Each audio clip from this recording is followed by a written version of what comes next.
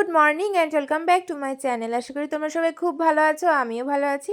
তো চলো তোমাদের সবাইকে সাথে নিয়ে আবার একটি নতুন ভিডিও শুরু করা যাক। আজকে সকাল সকাল অনেক কাজ, মানে এই যে দেখতে পাচ্ছ সব ঠাকুরের বাসন কোসনগুলো ধোয়া টোয়া হয়ে গেছে, সব উবুড় করা হয়ে গেছে। এখন আমি এই সবজিগুলোকে ঠিকঠাক করে গোছাচ্ছি। আসলে এগুলোকে সব ধুয়ে রাখতে হবে। আমাদের বাড়িতে পুজো হলেই না আগের দিন থেকে অনেক কাজের চাপটা পড়ে যায়, আর সেই জন্যই তো তোমাদের সঙ্গে আমার ভিডিও শেয়ার করা হচ্ছিল না এই কদিন ধরে। কারণ ভিডিও করছি ফোনে জমছে, এডিট করার সময়ও হচ্ছে না। আর একটা ভিডিও এডিট করা, তারপর সেটাকে ঠিকঠাক করে ভয়েস ওভার করা একটা চাপের বিষয় থাকে। তো সেই সময়টুকু যদি ভালোভাবে না পাই, তাহলে কিভাবে তোমাদের সঙ্গে আমি ঠিকঠাক করে ভিডিওটা প্রেজেন্ট করতে পারি বলো। সেই কারণে একটু প্রবলেম কদিন হয়ে গেছে। এবছরে জন্মাষ্টমী সোমবার আর মঙ্গলবার দুদিনই পড়েছিল। তো রোববার এই দিন থেকেই আমাদের সব জোগাড় টোগাড় শুরু হয়েছিল।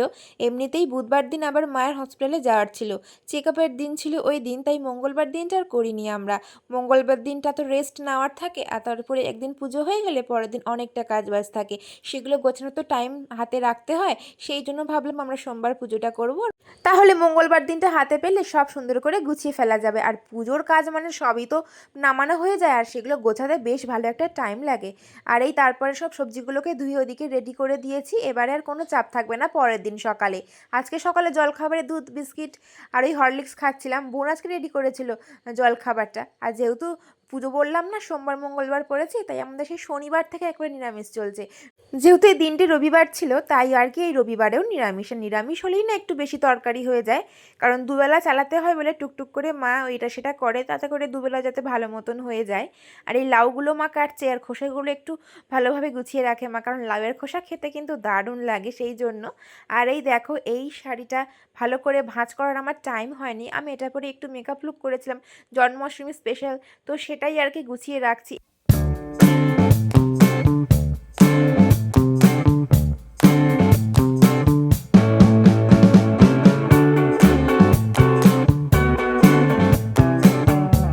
এদিকে মায়ের সবজি কাটা কমপ্লিট। ভেবেছিলাম মা লাউয়ের খোসাটা রেখে দেবে, দেখলাম না, মা কেটে ফেলেছে, উচ্ছের সাথে ভাজা করবে। আর গোপালের জন্মদিনের দিন তো অনেক নতুন নতুন জিনিস লাগে, সেই জন্যই আর কি যাবো একটু। এখন রেডি হয়ে গেছি, তবে মায়ের ভাতটা হয়ে গেছে বলে মা বললো ভাতের ফ্যানটা ঝেড়ে দিয়ে যেতে। তো সেই জন্য ভাতের ফ্যানটা ঝেড়ে ঝেড়ে এই বেরিয়ে পড়েছি। এখন দেখো রাস্তায় কত পরিমাণে জল, আমাদের বাড়ির সামনের রাস্তায় এত করে জল হয়েছে। তোমাদের ওদিকে কেমন কি অবস্থা জানিও কিন্তু। তোমাদের ওদিকে কেমন বৃষ্টি হচ্ছে কদিন অবশ্যই বলো। আর তোমরা কে কোথা থেকে আমার ভিডিও দেখো সেটা আমাকে জানাতে কিন্তু একদম ভুলো না। যাব সোনারপুরে, তবে নামতে হয়েছিল অবাক জলপানের সামনে। এখান থেকে মিষ্টি নেব। এইখানের মিষ্টি যে কতটা ভালো সেটা যারা সোনারপুরে থাকো তারা তো জানবেই। এই অবাক জলপানের মিষ্টি খেতে খেতেই আমার একটু মিষ্টি খাওয়ার অভ্যাস হয়েছে।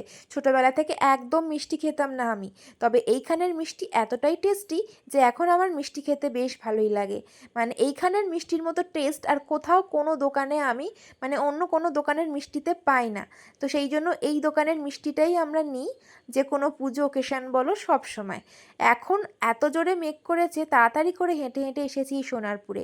আর কতগুলো পায়রা যে এত ভালো লাগছিল মেঘলা আকাশের ওপর থেকে দেখতে।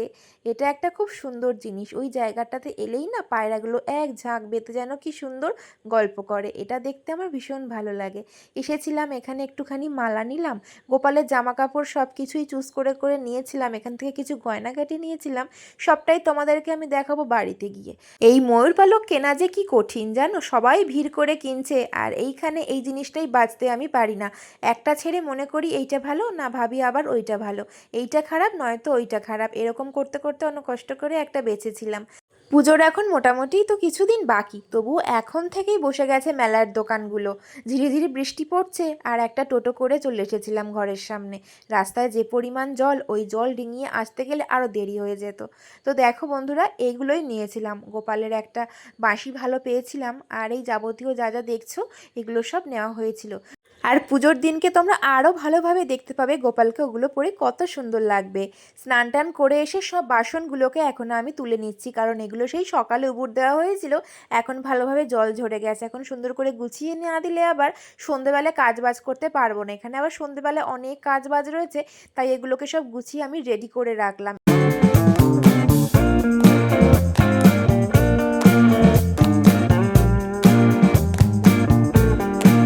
যেহেতু আগের দিন শনিবার ছিল, বাঁধাকপি করা হয়েছিল, ওটা বেঁচে গেছিল, ওটাই আজকে দুপুরে নিয়েছি। লাউ তরকারি হয়েছিল, পটল আলুর তরকারি হয়েছিল, আর এই যে উচ্ছে দিয়ে লাউয়ের খোসা ভাজা। গুড ইভিনিং বন্ধুরা। সন্ধেবেলায় তো অনেক কাজ বাজ আছে, বললাম সন্ধে দিয়েই কাজ বাজ করতে বসে পড়েছি। মানে এই দেখো বড় বস্তাটা ছিল, এটা একদম টানা পেতে নিচ্ছি এখন। এটা এবারে কালকে পুজো পর্যন্ত চলতে থাকবে, এটা আর তুলবো না। কারণ এমনিতেই বৃষ্টি হচ্ছে সারা দিন, মেঝে ভীষণ ঠান্ডা। আর মেঝেতে বসে একটানা অতগুলো কাজ করতে থাকলে আমাদের সবারই ঠান্ডা লাগবে। আর বিশেষ করে মায়ের পায়ে তো অনেক ঠান্ডা লাগে, ঠান্ডাটা মেঝে থেকে পায়ে পেলে। বৃষ্টি হলেই হয়েছে আমাদের বালতি দরকার। এই যে দেখো এখান থেকে জল পড়ে, সিঁড়ির ওখান থেকে টোপে টোপে জল পড়ে সারা ঘর হয়ে যায়, তাই বালতিটা রাখলে যা জল পড়ার বাবা ওই বালতিতেই পড়বে। আর এই যে তালের বড়া এখন মা করবে, কারণ এই জন্মাষ্টমীর আগের দিন কিছু কিছু জিনিস যদি বানিয়ে না রাখা হয়, তাহলে পুজোর সময় সব রান্না সামলে আবার এগুলো করাটা সত্যি খুব কঠিন হয়ে যায়। সন্ধেবেলায় তো অনেকটা কাজ বাজের চাপ ছিল, জানতাম রাত্রেবেলা অনেকটা দেরি হয়ে যাবে খেতে, তাই একটু মুড়ি মাখিয়েছিলাম, এটাই টিফিন করে নিচ্ছিলাম। ততক্ষণে মা ওই তালটা ঘষে নিচ্ছিল আর কি।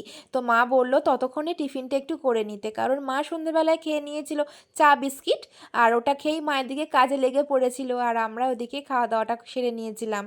আর এই যে এখন আমরা তিনজনে মিলে টুকটুক করে সব করে নেব।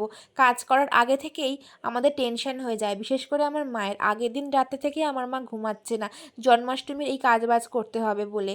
যতক্ষণ না পুজো শেষ হবে ততক্ষণ আমার মায়ের কিছুতেই টেনশন যাবে না, ভালোভাবে ঘুম হবে না। এই টেনশন করতে করতে কখন যেন আমরা তিনজনেই কিন্তু সুন্দরভাবে কাজবাজগুলো কমপ্লিট করে নিই, আর ভগবানের আশীর্বাদে পুজোটাও খুব সুন্দরভাবে হয়ে যায়। এবছরে একটা বড় ভুল হয়ে গেছিলো, তবে না জেনে যদি কোনো ভুল করা হয় সেটার কোনো দোষ থাকে না আমার মনে হয়। আসলে পাশের বাড়ির কাকিমা না আমাদের তালের বড়া দিয়েছিল কিছুদিন আগে, তোমাদের সঙ্গে শেয়ার করেছিলাম, সেটা খেয়ে ফেলেছিলাম। আসলে জন্মাষ্টমীর আগে না আমরা তালের বড়া খাই না, এবছর সেটা আমরা তিনজনেই খেয়ে ফেলেছি ভুলে গিয়ে, একদম মাথায় ছিল না। আর তালের বড়া খেয়েই যখন ফেলেছি না, তখন আরেকবার তালের বড়া আমাদের হয়েছিল, তখন তোমাদের সঙ্গে সেটা আমার শেয়ার করা হয়নি, তবে সেকেন্ড টাইম আবারই বানানো হচ্ছে। তোমাদের সাথে শেয়ার করবো ভেবেছিলাম এই জন্মাষ্টমীর দিনই, তাই এই এখনই শেয়ার করে দিলাম। তোমরা কারা কারা তালের বড়া জন্মাষ্টমীর আগে খাও না সেটা আমাকে অবশ্যই জানিও। তবে আমি মনে করি ভগবান কিন্তু কোনো নিয়ম লিখে রেখে যায়নি যে এটা পালন করতেই হবে, বা এটা করা যাবে না সেটা করা যাবে না। এগুলো সব মানুষ বের করেছে, মানুষ মানুষের মতন এইভাবে নিয়ম পালন করে যায়। তো যাই হোক, আমি ওই জন্য মনে করি না যে জন্মাষ্টমীর আগে তালের বড়া যে খেতেই নেই, খেলে যে কোনো দোষ লাগবে এমন কিছু। সবই হচ্ছে মনের বিশ্বাস, এটুকু থাকলেই সব কিছু আর কি করা যায়, সব কিছু ভালোভাবে মেনে নেওয়া যায়। তো এই দেখো নারকেল নাড়ু করার পালা এখন, এইটা যে কি কঠিন কাজ, এটা অনেক কষ্ট করে আমি আর মা বানিয়ে ফেললাম। তাড়াতাড়ি করে পাক দিতে হয়, তা না হলে সুন্দর পাক আসে না। তালের বড়া, নারকেল নাড়ু, মালপোয়া আর পায়েস এগুলোকে করে নেওয়া হলো, অনেক বড় একটা কাজ হয়ে গেল। আর একটু নারকেল বেঁচেছিল, এখন তো আমাদের ঠাকুর ঘরের ফ্রিজ নেই, তাই জলেই ভিজিয়ে রাখলাম, আর মিষ্টিটাকেও জলে ভিজিয়ে রেখেছিলাম, দেখলে তোমরা। যেহেতু পুজো পরের দিন, তাই চাদরটা চেঞ্জ করে নিচ্ছি একটু। পুজোর দিন সকালবেলায় না ঘরের কোনো কাজ করার হাতে একদম সময় থাকে না, কারণ পুজোর কাজ তো অনেক বেশি থাকে, ওগুলোকে ছেড়ে আসা যায় না। তো সেই জন্য আর কি এই কাজটা এগিয়ে রাখলাম, আর একদম এখন আমি রাত্রের বিছনাটা করে নেব। তারপর রাত্রে খাওয়া দাওয়া করে এসে টানা শুয়ে পড়বো, কারণ সকালে খুব তাড়াতাড়ি উঠতে হবে, তা না হলে কাজবাজ একদম ঠিকঠাক করে টাইম মতন করতে পারবো না। তো চলো বন্ধুরা, আজকের ভিডিওটা এইটুকুই। কেমন লাগলো অবশ্যই জানিও। দেখা হচ্ছে তোমাদের সঙ্গে আবার একটি নতুন কোনো ভিডিওর সাথে।